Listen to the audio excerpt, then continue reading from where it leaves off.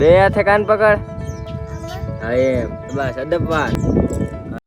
Ram Ram ડાયરા welcome to દેશી માલ તારી મેળવી લોગ ને કાવાસાકી ગાડી હન નીકળી ગયો મિત્રો ને જવાનું છે ક્યાં તમને ખબર જ છે. આપણે સવારની એક જ ઉપાધિ હોય છે એટલે કે ચરાન ભારી લેવાની અને ઘરે પોતાડવાની બાકરા ને બધાને કંઈક આવી રીતના નાખવાની હોય છે. ડિપ્રેશન છે ડિપ્રેશન નહીં.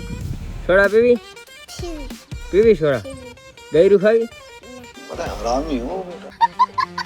માર ખાવી શાબાશ બેટા ના ભાવે.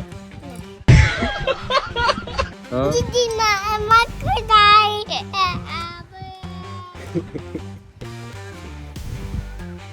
एक शेर दूसरे समझ कान पकड़ कान पकड़ बे हाथे कान पकड़. आई एम जनता माफ नहीं करेगी. बस अदबवान. ये भगवान क्या जुल्म है.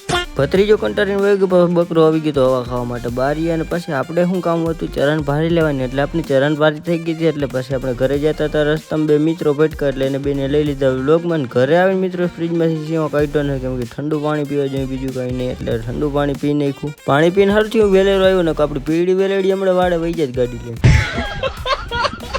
ગાડી કઈક આટલીક ભરેલી હતી ને આપણે જે પહેલી ભારી લઈ હતી હજી ખૂટાડી નથી ને તામાને ધ્યાન પડી ગયા કે આપણું બકરું ભાઈ એક્સપાયર થઈ ગયું. હજી પહેલી ભારી લઈને આવ્યું ત્યાં તો હજી સારું ખાતું તું બેઠું હતું ને આ બીજી ભારી લઈને આવ્યો ત્યાં વયું ગયું લ્યો ખાધા વગર. એ તો થયું પણ મા પપ્પા બકરાને ધોવાનું કહીને ગેતા વગર શેમ્પુ એટલે પછી હું ધોઈ નાખ્યો બકરું ને પછી આવી રીતના આ બકરું વયું ગયું એને ધોવાનું તો હતું પણ હવે એ વયું ગયું એટલે એના હાટાને મને મા પપ્પા સાંજે ધોઈ નાખ્યું.